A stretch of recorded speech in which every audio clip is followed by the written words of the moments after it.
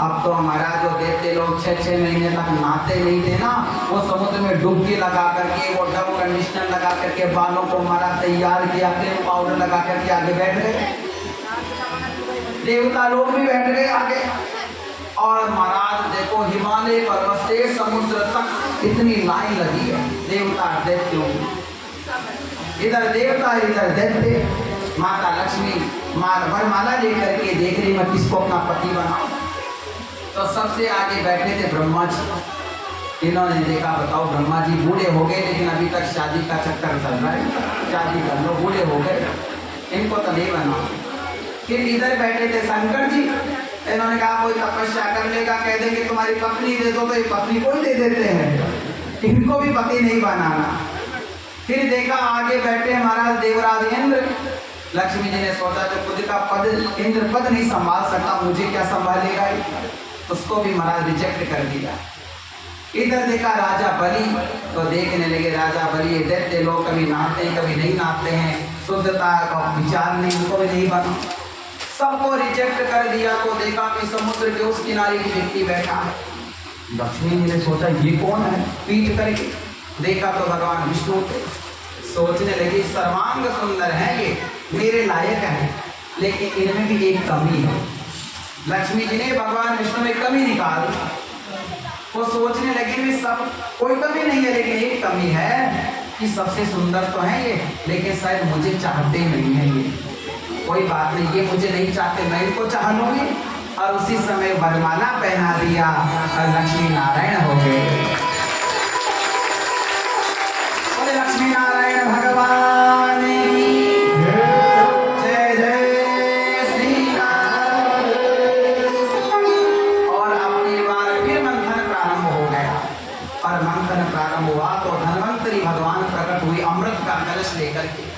अब तो महाराज सब लोग समझ गए कि हो ना हो इस कलश के अंदर अमृत है। एक देखते थोड़ा धन्वंतरी भगवान के हाथ में जो कलश था उसको छुड़ा करके भाग गया। एक ताकत ने वाला एक चाटा दिया, अमृत पिएगा, सकल देखते ही अमृत पियोगे तो इसको चाटा देके दूसरा ले लिया, दूसरा उसको छीन लिया जो ताकतवर था। देवता भगवान की शरण में गए, कहने लगे प्रभु जिस अमृत के लिए मंथन हुआ था अमृत को देख के उड़ा करके ले गए। भगवान ने कहा तुम चिंता मत करो। लक्ष्मी जी के पास गए, कहने लगे लक्ष्मी जी वो कल आपने साड़ी पहनी थी ना। कहा कौन सी, अरे वरमाला पहनाई थी, वो आपने साड़ी पहनी थी, वो साड़ी मुझे दे दो। तो कहा क्या नाटक करोगे क्या, तो कहा थोड़ा सा नाटक करना है मुझे। और भगवान विष्णु ने महाराज साड़ी लपेटी, सुंदर श्रृंगार किया मेरे गोविंद ने, और मोहिनी रूप बना दिया। कोई मोहिनी भगवान की मोहिनी का रूप बना करके मेरे प्रभु वहाँ गए जहाँ छीना झपटी हो रही थी अमृत के लिए, और वहाँ जाकर के खड़ी हो गए। जैसे देवताओं ने देखा कि बताओ ये देवी कौन है।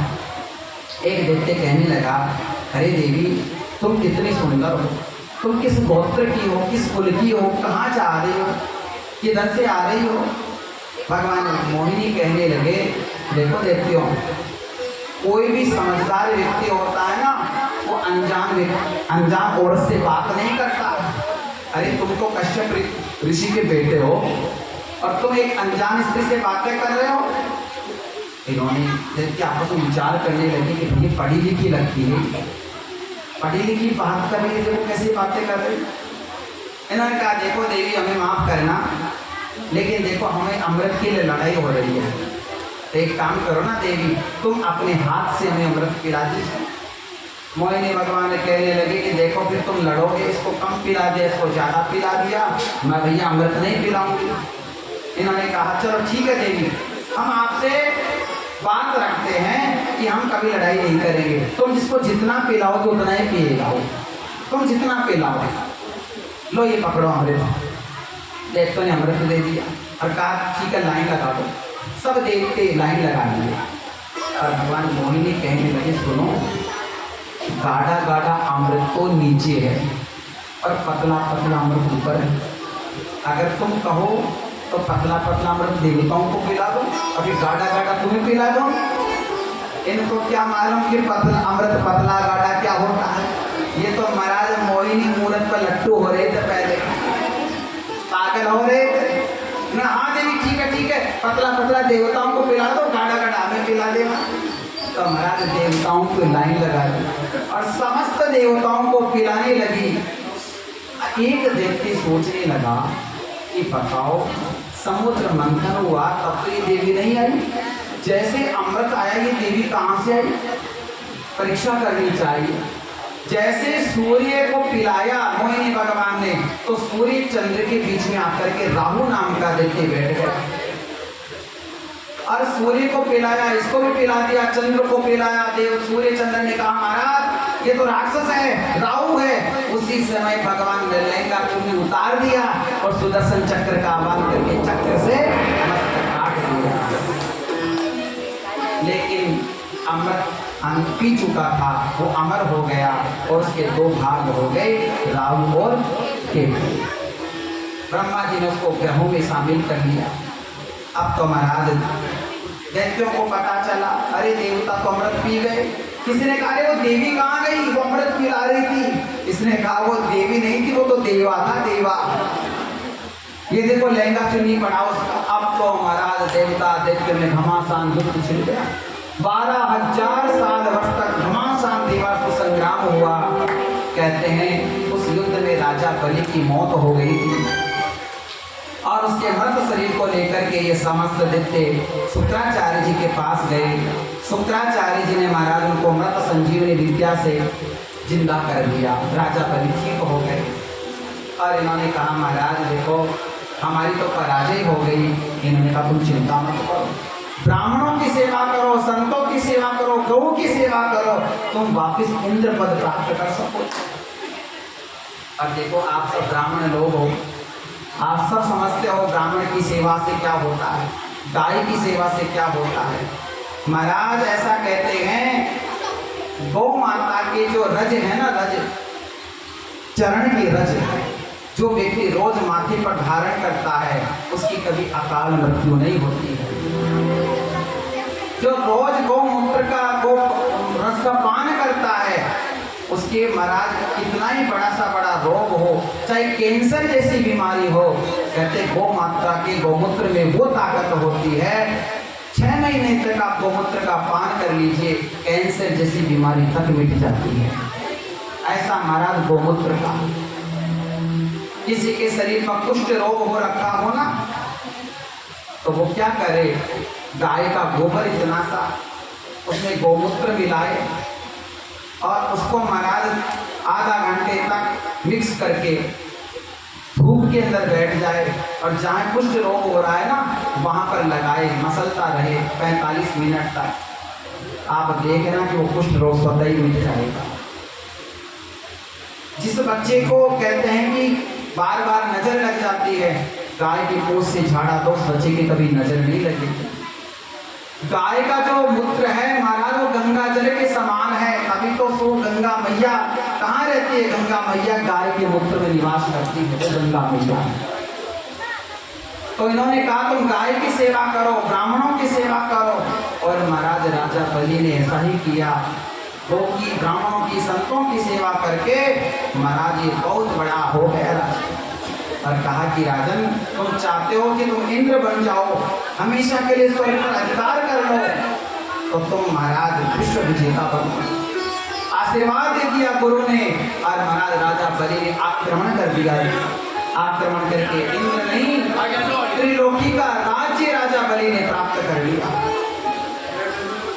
देवता दैत्य में घमासान युद्ध हुआ, देवता भाग गए और स्वर्ग पर महाराज राजा बलि का अधिकार हो गया।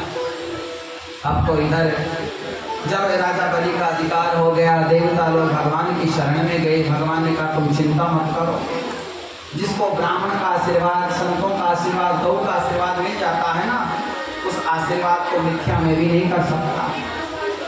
हाँ इतना सा कर सकता हूँ, मैं मांग करके तुम्हें दे सकता हूँ। तो कहते हैं भगवान अदिति माता के यहाँ वामन भगवान के रूप में आए। बोले वामन भगवान की। भगवान वामन के रूप में आए हैं और जैसे ही देवताओं को पता चला, देवता भगवान की सुंदर स्तुति करने के लिए आते हैं और सभी देवताओं ने वामन भगवान को, किसी ने छत्र दिया, किसी ने कमंडल दिया, किसी ने रुद्राक्ष की माला दी, किसी ने क्या दिया, और समस्त ये भिक्षा लेकर के अपने गुरु जी को देते हैं।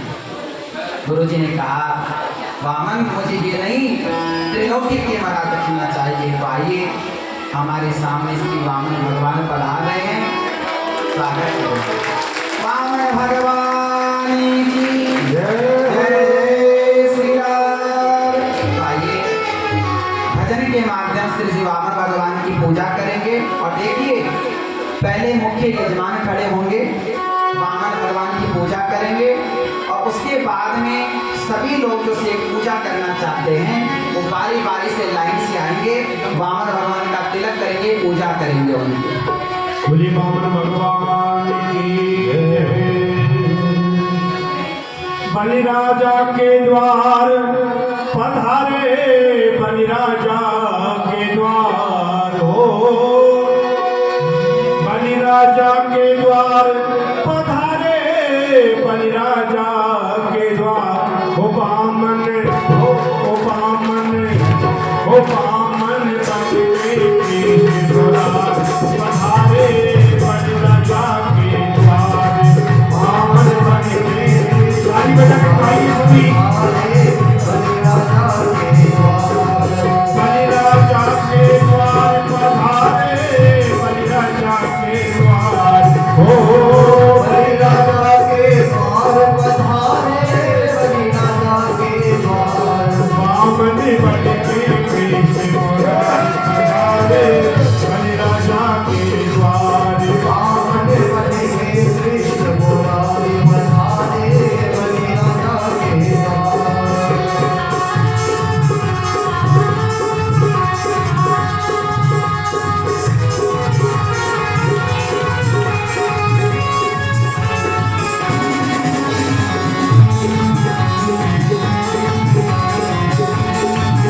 भगवान की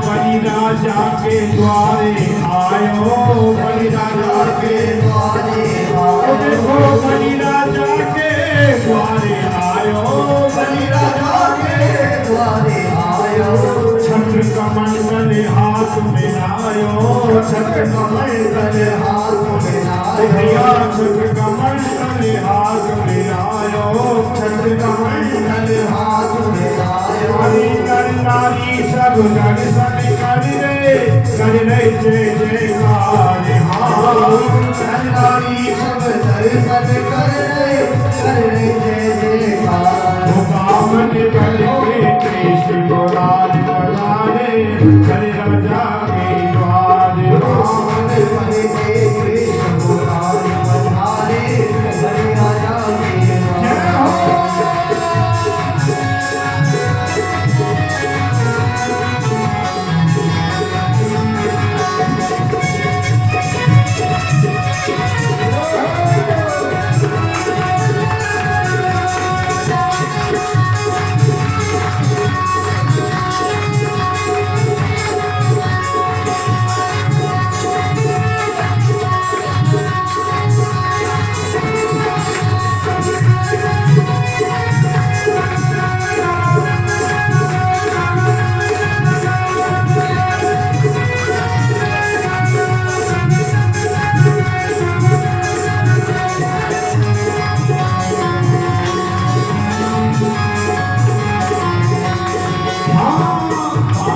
अंगुल भेष बनायो, बामन अंगुल भेष बनायो, यानी बामन अंगुल भेष बनायो, बामन अंगुल भेष बनायो। अरे कर में माला ध्यान लगायो, कर में माला ध्यान लगायो, कर में माला ध्यान लगायो, कर में माला ध्यान लगायो। अरे रुपनों पे छटा निराली भिक्षा मांगे द्वार हो, रुपनों पे छटा निराली भिक्षा मांगे द्वार।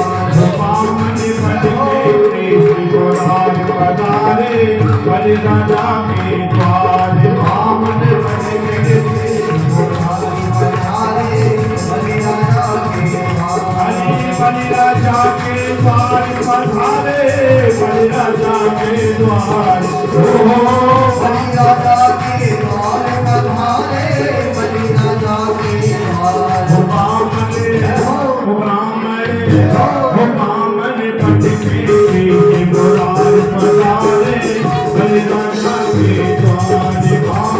बन के जय हो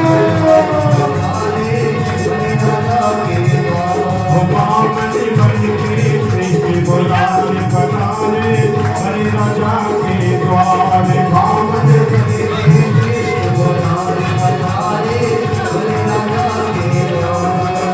मोहन से दिल को लगाया है ये मैं जानो या वो जाने मोहन से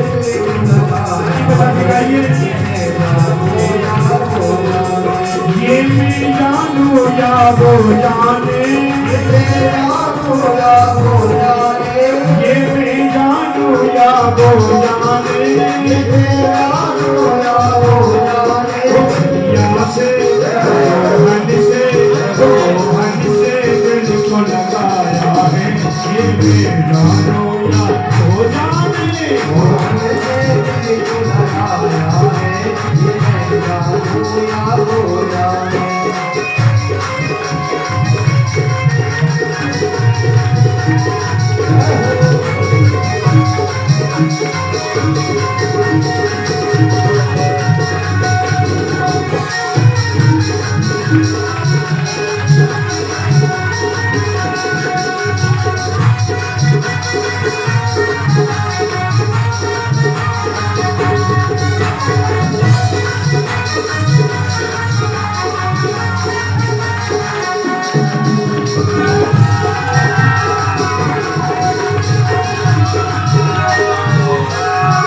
हर बात निराली है उसकी हर बात में को टेढ़ापन हर बात निराली है उसकी हर बात निराली है उसकी हर बात में को टेढ़ापन हर बात निराली है उसकी वो हर बात में को टेढ़ापन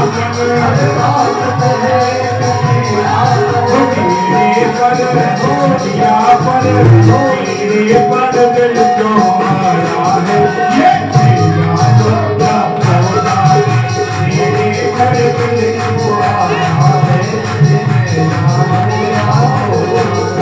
ये मैं जानू या वो जाने ये मैं जानू या वो जाने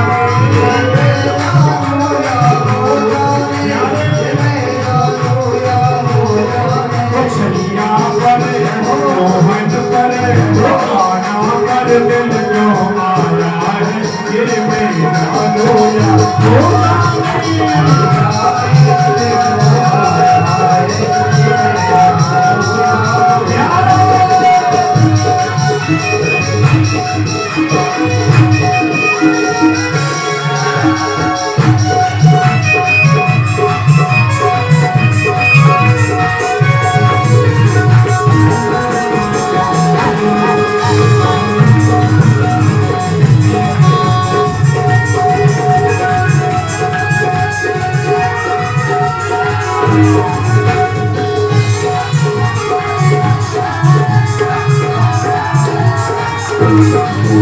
इतना दिल ने उसे याद किया उतना जग ने बदनाम किया उतना जग ने बदनाम किया उतना जग ने बदनाम किया इतना दिल ने उसे याद किया उतना जग ने बदनाम किया उतना जग ने बदनाम किया उतना जग ने बदनाम किया बदनामी का फल क्या पाया है ये मेरा रोया वो जाने मोहन से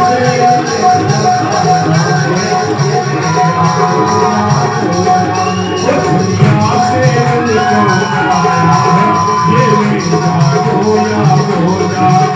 मोहन से ताली बजाते हुए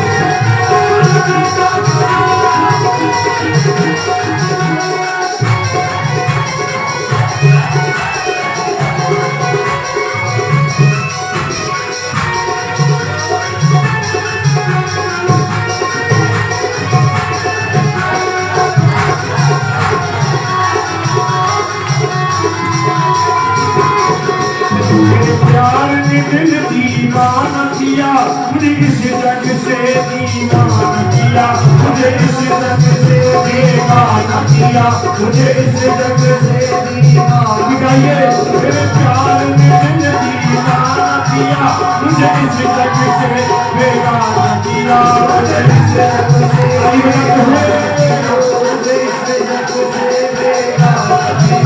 मुझे क्या खोया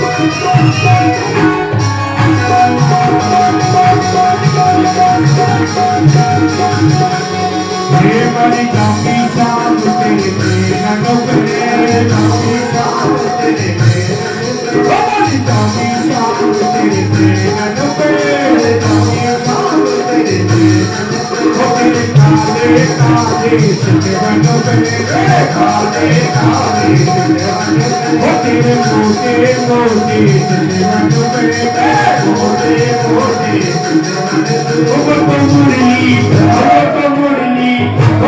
मुरली मधुर बजाए दो तोरे पैसे करो बिलगाओ हरी में समाए को तोरे पैसे करो बिलगाओ रंगी रंगी हरी बजा के हाथ उठा के हरी बजा के राधे राधे राधे राधे राधे राधे श्याम राधे राधे राधे राधे अरे भैया बोले अरे भैया बोले अरे बाबा बोले अरे प्यासी बोले अरे भैया बोले राधे राधे राधे जय जय श्री राधे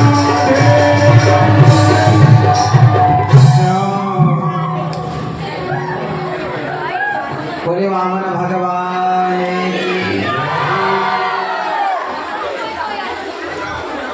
वाह, क्या बात। एक बात पूछूं आपसे, इतने खुश तो आप घर पे भी नहीं होते हैं। आनंद आया इतने खुश तो मुझे नहीं लगता शायद आप घर पे भी रहते हो। आप तो कह रहे हैं कि भाई ये आज इन्होंने रोटी नहीं खाई आज ये व्रत नहीं पर देख लो कितनी उत्साह है बड़ी खुशी है बोले भागवत भगवान की वामन भगवान की जय। श्री राम ऐसे महोत्सव का मतलब ही तो यही होता है ना, जो आपका लटका हुआ चेहरा रहता है ना उसको खिलाने के लिए। अब देखो घर पे आप रहते हो लटके हुए मुँह रहता है हमको, लेकिन यहाँ देखो आपका कमल की तरह चेहरा खिल जाता है ना सबका। तो सच बताऊँ आपका खिला हुआ चेहरा देख करके मेरी 4 गुना हंसी हो जाती है। ये महोत्सव ये आनंद आप लोगों को आनंद प्रदान करने के लिए किए जाते हैं। बाकी जिंदगी भर तो रोना ही है, लेकिन यहाँ करके तो कम से कम हंस लेते हैं आप लोग। ये जो यहाँ का जो आनंद है बाहर जाकर के बताओ कितना आनंद मिलता है। कौन कई कहते हैं पैसे से आनंद आता है, नहीं महाराज पैसे से आनंद नहीं आता है, आनंद तो यहाँ से आता है, यहाँ से प्रकट होता है आनंद। तो अब आप शांति से सुनेंगे क्योंकि अभी तो वामन भगवान का हुआ, फिर रामचरित्र है, फिर कृष्ण चरित्र में प्रवेश करेंगे। तो आप मीठी मीठी कथाएं आराम से सुनेंगे। तो देखो किस प्रकार भगवान श्री वामन का प्राकट्य हुआ और वो दक्षिणा लेकर के भगवान वामन गुरु जी के पास गए। गुरु जी ने कहा कि वामन मुझे ये दक्षिणा नहीं, मुझे त्रिलोकी की दक्षिणा चाहिए। वामन भगवान ने कहा कहाँ मिलेगी कि त्रिलोकी की दक्षिणा? तो कहा नर्मदा नदी के किनारे राजा बलि है, अश्वमेध यज्ञ कर रहे हैं, वहीं से तुम्हें त्रिलोकी की दक्षिणा प्राप्त हो। मेरे वामन भगवान जो 52 अंगुल की हैं, जिनके छोटे छोटे हाथ हैं, जिनके छोटे छोटे पैर, सुंदर मुखाकृति, हाथ में कमंडल है, दूसरे हाथ में छाता है, पैरों में खड़ाऊ है, महाराज प्रभु चल दिए। भगवान वामन जैसे पधारे, राजा बलि यज्ञ कर रहे, गुरु जी यज्ञ करा रहे थे शुक्राचार्य जी। उसी समय जैसे ही भगवान वामन पधारे, राजा बलि ने देखा राम राम जी कौन आ रहा। ऐसा लग रहा था उनके चेहरे को देख करके जैसे कोई सूर्य नारायण भगवान प्रकट हो गया हो। कितने सुंदर है, ये कौन है? राजा बलि उठ गए और दौड़ पड़े, स्वागत किया। स्वागतम ते नमस्तुभ्यं, स्वागतम ते नमस्तुभ्यं, ब्रह्मन् किं करवामते। ब्रह्मर्षिणा तपः साक्षात् स्वानार्य वपुर्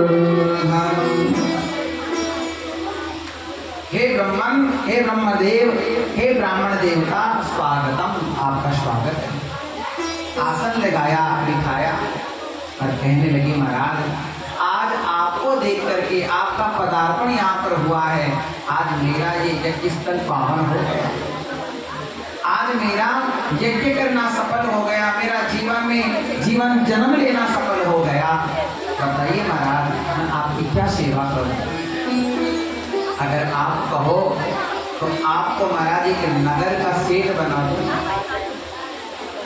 आप कहो तो इंद्र का पद आपको प्रदान कर दूं, बताओ आपको क्या दूं? अगर आप कहो तो महाराज आप ब्राह्मण हो छोटे से, ऐसी छोटी सी कन्या के साथ आपका विवाह करा दूं। इन्होंने कहा राजन एक बात बताओ, आप हमारा विवाह कराओगे तो बच्चे भी होंगे? तो कहा हमारा बच्चे तो होंगे गृहस्थ में। तो कहा बच्चे हो जाएंगे, कोई मर जाएगा तो रोना भी पड़ेगा। तो कहा महाराज मरेगा तो आपको ही रोना पड़ेगा, हम क्यों रोएंगे? तो कहा ऐसा विवाह का अब क्या करेंगे करना महाराज, इसमें रोना पड़े, हम तो विवाह नहीं करना। तो महाराज बताइए मैं आपको क्या दूं? कांचन सोना दे दूं, हाथी घोड़ा पालकी दे दूं, क्या दूं? तो भगवान ने कहा हमें कुछ नहीं चाहिए, हमें देना है तो पदानि त्रेण देतेन्द्र संमितानि पदाम। अगर आप हमें कुछ देना चाहते हो ना तो ऐसा करो 3 पग भूमि दे दो, और वो भी हम स्वयं के पैरों से नाप करके लेंगे। इन्होंने हंसने लगे कि भगवान आप ब्राह्मण हो, हे ब्राह्मण देवता, आप ब्राह्मण हो, आपकी बुद्धि भी ब्राह्मण हो गई। अरे नेक से ब्राह्मण अंगुल के आप हो, और आपके छोटे छोटे चरण, 3 पग में तो आपका 1.5 फुट का आसन भी नहीं लगेगा। अरे महाराज कोई नगर मांगे, ये क्या मांग रहे हो आप? बचकानी बात कर रहे हो बच्चों जैसी। इन्होंने कहा नहीं राजन, हमें बस 3 पग भूमि चाहिए, वो भी हमारे स्वयं के पैरों से नाप करके लेंगे, किसी के पैरों से नहीं। इन्होंने कहा महाराज आप ऐसी बात क्यों कर रहे हो? अरे कोई नगर मांगिए, राष्ट्र मांग लीजिए, देश मांगिए, कि क्या वामन। अब देखो जब ऐसी बातें हो रही थी ना राजा बलि के वामन भगवान के, वहां पर श्री शुक्राचार्य जी महाराज ने देख लिया। शुक्राचार्य जी ने सोचा जो राजा बलि के गुरुजी हैं, इन्होंने देखा कि ये राजा बलि किससे बातें कर रहा है, ध्यान लगाया तो समझ गए ये और कोई नहीं, ये तो भगवान विष्णु है। दौड़े दौड़े आए और कहने लगे राजा बलि जानते हो ये कौन है? तो कहा ये वामन है। तो कहा नहीं ये वामन 53 कोई नहीं है, हे शिवेरो चनी साक्षात, हे शिवेरो चनी साक्षात भगवान विष्णुरप्रिया कश्यपादितिर्जातो देवानां कार्य साधक। ये कोई वामन 53 नहीं, ऐश वैरोचनी साक्षात भगवान विष्णु रब्बे, ये साक्षात भगवान विष्णु हैं। देवताओं का कार्य सिद्ध करने के लिए अदिति के पेट से पैदा हुए भगवान विष्णु है। और राजा बलि अगर तूने इनको कुछ देने के लिए कह दिया है ना तो मना कर देना।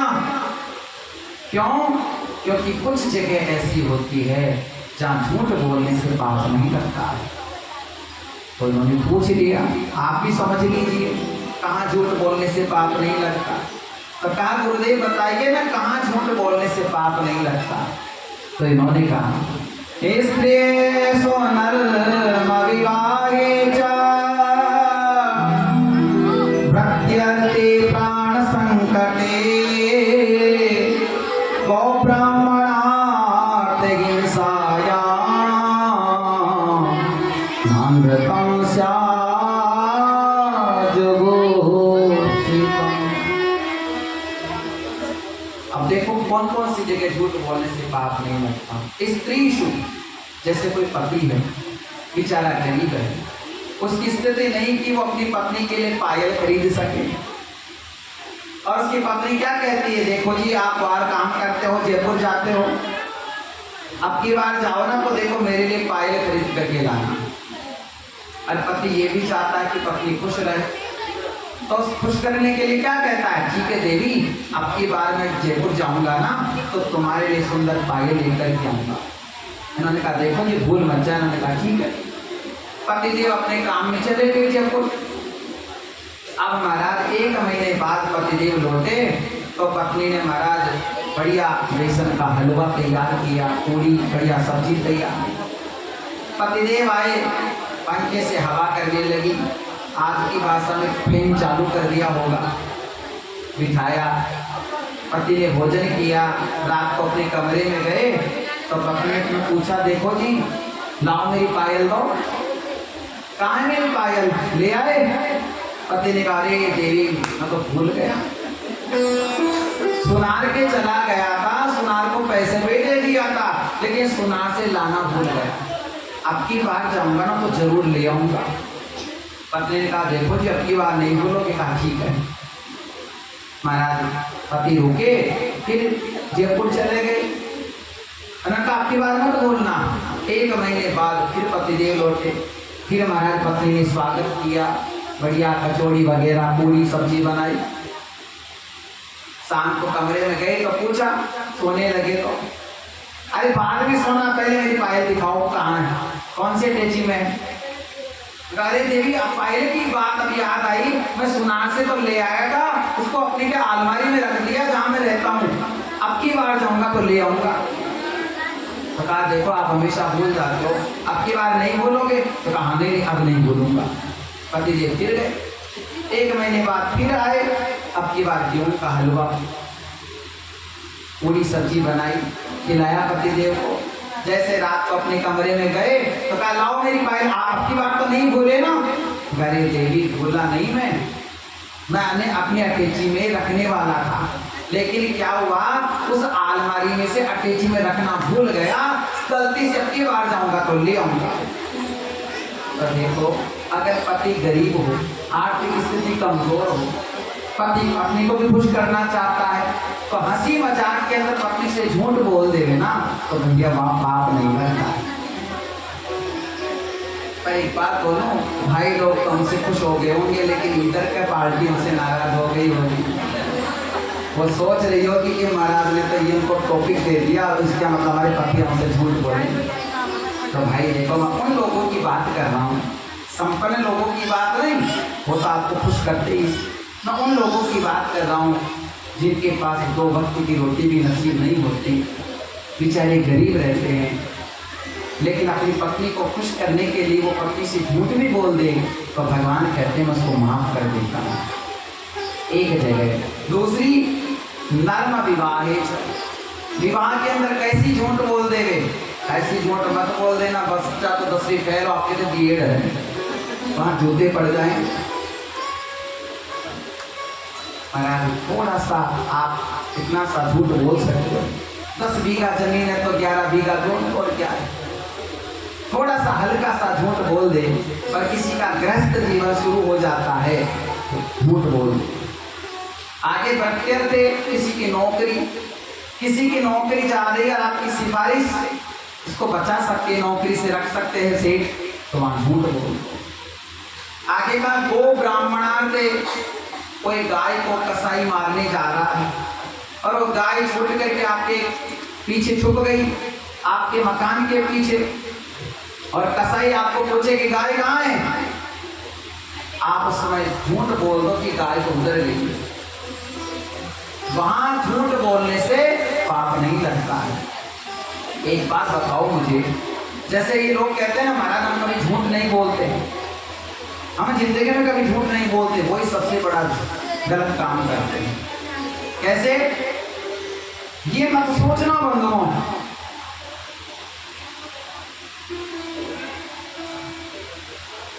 ये हमारे यजमान हैं महेंद्र जी के बड़े भाई साहब के जो साले हैं, गोविंद जी जो एडवोकेट बांदीपुर में रहते हैं, उनका हम व्यासपीठ से हार्दिक अभिनंदन करते हैं। आप भी ताली बजा करके स्वागत कर दीजिए। वीरो है गोपाल वीरो है गोपाल वीरो है ओ श्री माँ के प्यारी नंदलाल वीरो है श्री माँ के प्यारी नंदलाल वीरो है ये दास कौन सिया नंदलाल वीरो है दास कौन सिया नंदलाल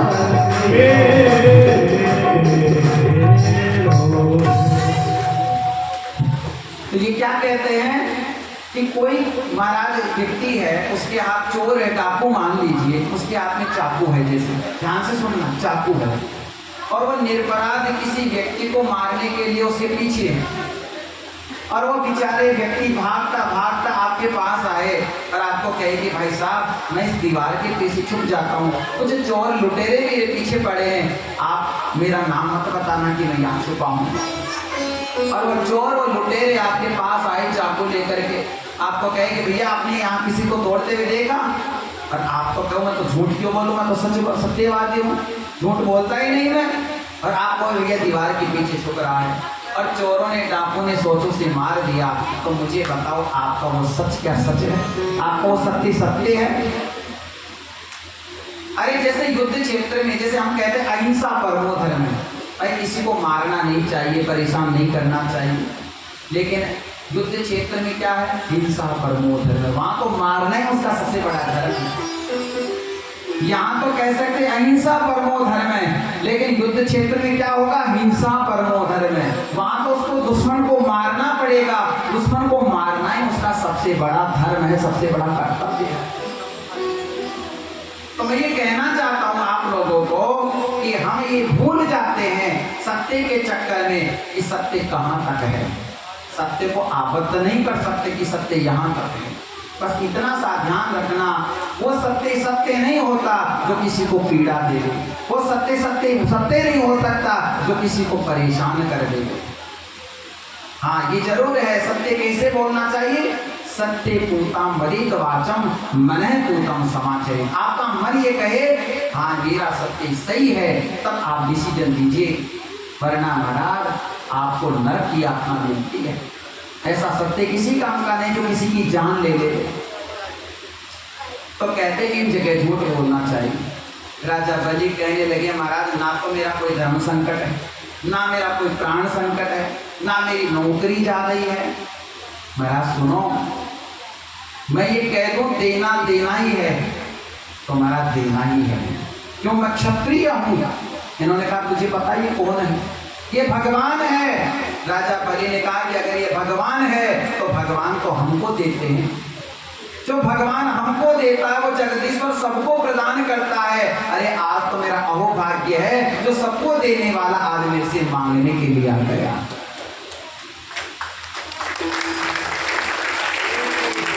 सबको देता है ना ये परमात्मा।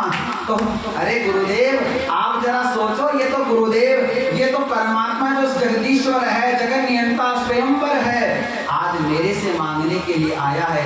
और एक बात बताओ, जो सब कुछ इनका है तो मेरा तो कुछ है ही नहीं ना भाई, मेरा क्या है, ये शरीर भी गुरुदेव इन्हीं का दिया हुआ है, ये मेरा नहीं है। हम कहते हैं तन मन धन और जीवन सब कुछ है तेरा, सभी कुछ है तेरा, तेरा तुझको अर्पण, तेरा तुझको अर्पण, प्याला के मेरा ओम जय जगदीश हरे। ये तन भी इनका है, ये मन भी इनका, जीवन भी इनका है। जब बताओ गुरुदेव ये जीवन भी इनका है तो महाराज ये सब कुछ तो इनका, तो इनको देने में मुझे शर्म क्यों आएगी। जैसे कोई बच्चा है, उसके पिताजी उसके लिए चॉकलेट लेकर के आए और बच्चे को देता, ले बेटा चॉकलेट, बच्चा राजी हो जाता है। और बाप भी लेकर के आया चॉकलेट, बाप क्या कहता है, बेटा मुझे नहीं देगा। बाप मांग रहा है उससे, इसका मतलब ये थोड़ी है बाप लेकर के आए, लेकिन उसके बच्चे को मन रखने के लिए, राजी करने के लिए कहता ना बेटा मुझे दे दे। उसी प्रकार गुरुदेव ये सब कुछ तो इन्हीं का है, तेरा तुझको अर्पण क्या लागे मेरा, ये इसी का है तो प्रभु इनका है तो इन्हीं को भेंट कर देना चाहिए ना। गुरु जी ने कहा तो पंडित बन रहा है ज्यादा, मुझे ज्ञान दे रहा है, भ्रष्ट से श्री जा तो श्रीहीन हो जा, तेरा सब कुछ लुट जाए बर्बाद हो जाए। गुरु जी उठ करके किनारे बैठ गए। भगवान कहने लगे राजा बलि देना कि नहीं देना कि चला जाऊं मैं। इन्होंने कहा महाराज देना है ना। इनकी पत्नी आई जिनका नाम था विंध्यावली, इन्होंने कहा देखो जी देना है तो दो। भगवान कहने लगे भैया बिना संकल्प के नहीं लेंगे हम। राजा बलि कहने लगे महाराज 3 पग का भी कोई संकल्प होता है क्या? तो कहा नहीं, ब्राह्मण बिना संकल्प की कोई वस्तु नहीं लेता है। तो कहा संकल्प करो, तो संकल्प हुआ इमान त्रेणी पदानी संवितानी पदाम। संकल्प हुआ कि मैं राजा बलि भगवान वामन को 3 पग भूमि देता हूँ। संकल्प होने लगा, शुक्राचार्य जी माने नहीं, फिर भी ये रामचारी की टोटी में जाकर के बैठ गए। जैसे संकल्प के लिए जल निकाले तो जल नहीं आवे। भगवान ने कहा क्या हुआ? कहा महाराज पता नहीं जल ही नहीं निकल रहा बाहर। भगवान ने समझ गए। भगवान सोचने लगे कि देखो इसमें शुक्राचार्य जाकर के बैठ गए। भगवान कहना चाहते वाह शुक्राचार्य जी चेले के आगे आ रहे हो। फिर एक भूसा ली भगवान ने और उस रामचार्य के छेद में डाला तो शुक्राचार्य जी की एक आंख महाराज गोविंदाय नमो नमो हो गई। और महाराज शुक्राचार्य जी किनारे खड़े हो गए। इन्होंने कहा राजन संकल्प करो। जैसे संकल्प हुआ और महाराज मेरे गोविंद ने कहते 1 पग से नीचे के सारे लोक नाप लिए। तल अतल वितल सुतल तलातल पाताल महातल आदि 7 लोक नाप लिए। दूसरे पैर से महाराज भू भुवा स्वह मह जने तपय सत्यम 7 लोक नाप लिए। ऊपर और नीचे के लोग पूरे नाप लिए। और राजा बलि को कहने लगे राजन 3 पग की बात थी, 3 पग बताओ तीसरा पैर अब कहाँ रखूं? अब तो महाराज राजा बलि नेत्रों में आंसू आ गए। अब देखो आजकल का कोई व्यक्ति होता कहता कि तुमने क्या किया था 3 पग भूमि, इतने छोटे छोटे जब संकल्प हुआ तब तो छोटा था तू, और संकल्प हो गए बड़े कैसे हो गए तुम? लेना है तो 3 छोटे पैरों से ले लो, बड़े से क्यों तुम? लेकिन राजा बलि ने कुछ भी नहीं कहा, हाथ जोड़ लिए और कहते हैं यद्योत्तम श्लोक भगवान ममेरितम। हे प्रभु मैं आपको समझ गया, आप साक्षात जगदीश्वर हो। मेरी एक बात बताओ, मुझे धन बड़ा होता है कि धनवान? भाई धन बड़ा होता है या धनवान? भगवान ने कहा धन से बड़ा तो धनवान होता है, व्यक्ति होता है। धन को कौन कमाता है? व्यक्ति कमाता है। तो कहा धन से बड़ा धनवान। तो कहा प्रभु आपने 2 पैर से मेरा सब कुछ नाप लिया, लेकिन धनवान अर्थात जो मैं हूँ मुझे तो मैं नापा ही नहीं। आप ऐसा कीजिए प्रभु, आपका जो पैर है मेरे सिर पर रख दीजिए। करो मेरत तत्र भावे प्रवलंबनम परम प्रतीयम कुरुशिष्य निजम। अपना पैर मेरे महाराज माथे पर रख दीजिए। और मेरे गोविंद ने जैसे अपना चरण रखा, पुष्पों की बरसात हो गई। देवता नगाड़े बजाने लगे, ब्रह्मादि पुष्पों की बरसात करने लगे। अब महाराज ऐसी बात हुई, भगवान प्रसन्न हो गए। राजा बलि को कहा राजन तुम चाहो तो सब कुछ ले सकते हो। इन्होंने कहा महाराज जो संकल्प हो गया और संकल्प होने के बाद आप मुझे चीज वापस दे रहे हो, प्रभु संकल्पित वस्तु में वापस नहीं लूंगा। देखो दान देना भी कठिन है तो दान देना भी कठिन है। जो ब्राह्मण दान लिए जाए लेकिन घर में भजन नहीं करता है, ध्यान देना उसके घर से लक्ष्मी लूट करके चली जाती है। इसलिए दान लेना ही नहीं देना भी सीखना चाहिए। तो एक बार आपको बताऊं, एक व्यक्ति थे, एक राजा। तो दान करते थे ना, तो दान करते थे तो महाराज नीची गर्दन हो जाती थी उनकी दान देते समय। तो किसी ने पूछा, तुलसीदास जी ने पूछा कि भाई एक बात बताओ, तुम दान देते हो तो तुम्हारी ये नेत्र नीचे क्यों हो जाते हैं? तो इन्होंने कहा, देनहार कोई और है, अरे भेजत है दिन रे, लोग भरम हम पर करे, नाते नीचे नहीं। मैं दे रहा हूँ, मतलब मुझे किसी ने दिया है तभी तो मैं दे रहा हूँ ना, तो मैं इसे शर्म के मारे नीची गर्दन कर लेता हूँ कि बताओ मैं देने वाला हूँ, अरे सच में देने वाला तो कोई और है, इस शर्म के मारे मेरे नैन नीचे हो जाते हैं। हरदम एक बात बताऊँ, भगवान ने हमको जो धन दिया है ना, वो बांटने के लिए दिया है, आपको बांटने के लिए मिला है। एक बात बताओ, खाते जाओ, जैसे भोजन करते हो आप, अब जैसे ही वो पेट में आप भोजन गया, अगर वो आपका पाचन क्रिया गड़बड़ा गई और बाहर ना निकले तो बताओ क्या होगा? पेट गड़बड़ा जाएगा, गैस्ट्रिक हो जाएगी, अपच हो जाएगा, कब्जी हो जाएगी, आपका जी मचलने लग जाएगा। उसी प्रकार अगर आप धन को रखे जाओगे ना, वो धन भी क्या करेगा? आपके घर रूपी पेट में अपच कर देगा, रोग कर देगा और अनेक प्रकार की बीमारियां चालू कर देगा। भगवान ने हमें धन दिया है कि बांटने के लिए। एक बात बताओ, जो भगवान की पत्नी कौन है? नारायण। नारायण की पत्नी का नाम क्या है? लक्ष्मी। ध्यान से सुनना, हम लोग किसके पीछे भागते हैं? पैसे के पीछे, लक्ष्मी के पीछे। और बताओ लक्ष्मी किसके पीछे भागती है? नारायण के पीछे। अगर आपको लक्ष्मी पकड़नी है तो सीधे नारायण के पास चले जाओ, नारायण को पकड़ लोगे तो नारायण की तो पत्नी लक्ष्मी है, वो तो स्वतः ही तुम्हारे पास चली आएगी ना, उसको जाने की जरूरत नहीं है।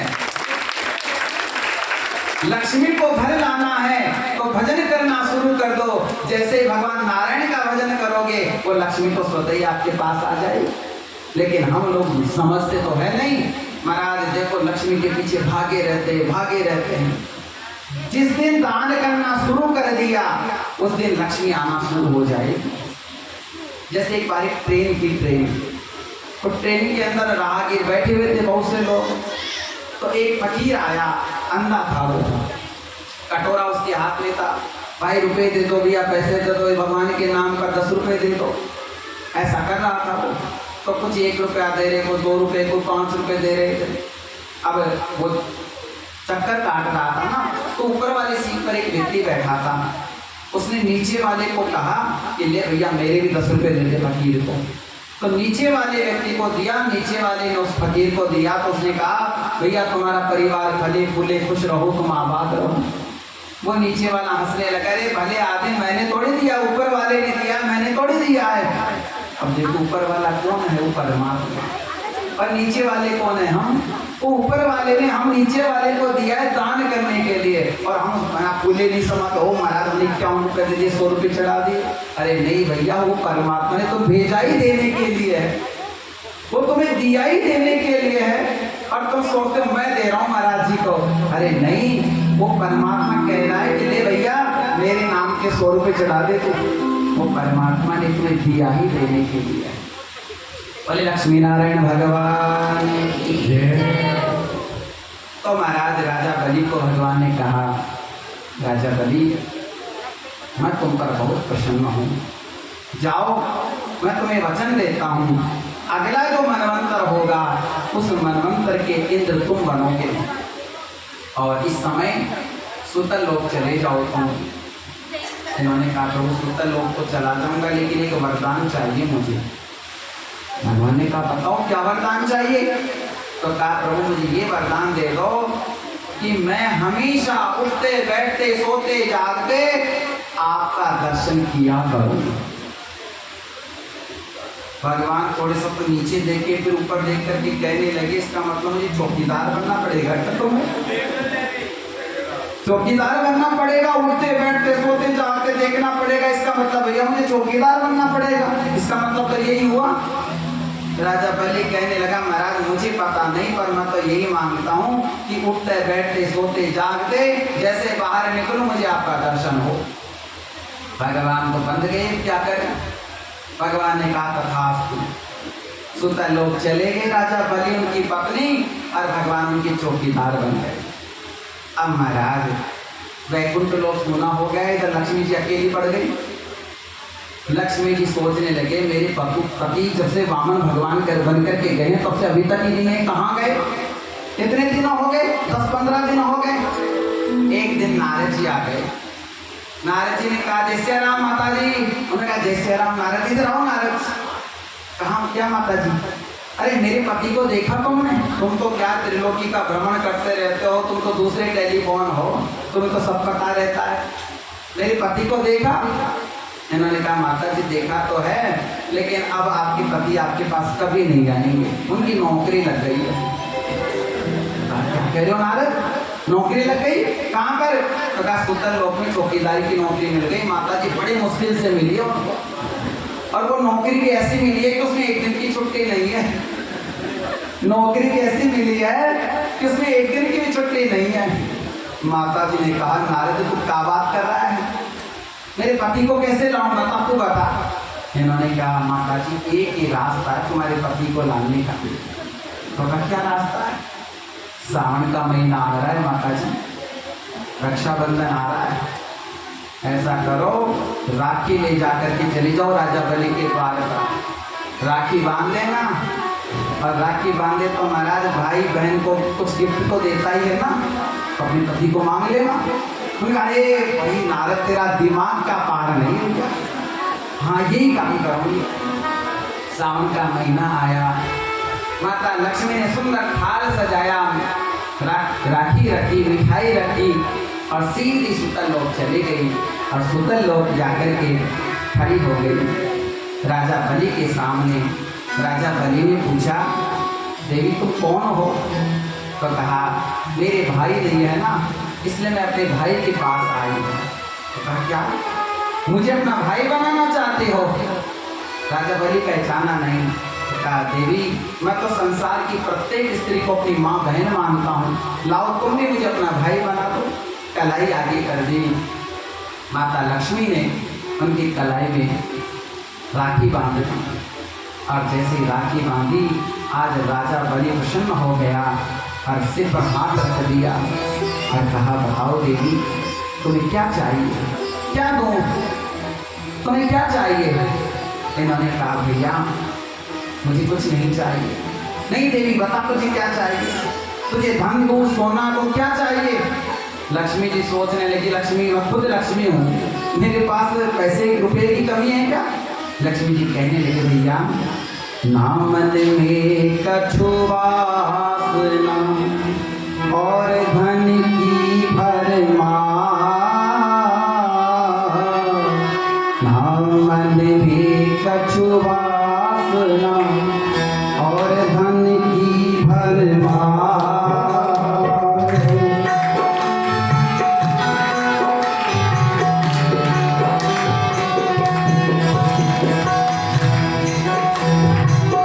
मन में कछु वासना और धन की भरमार, भैया हमको चाहिए तेरो चौकीदार, चाहिए तेरो चौकीदार। धन नहीं चाहिए, रुपए पैसे नहीं चाहिए, मुझे क्या चाहिए भैया हमको चाहिए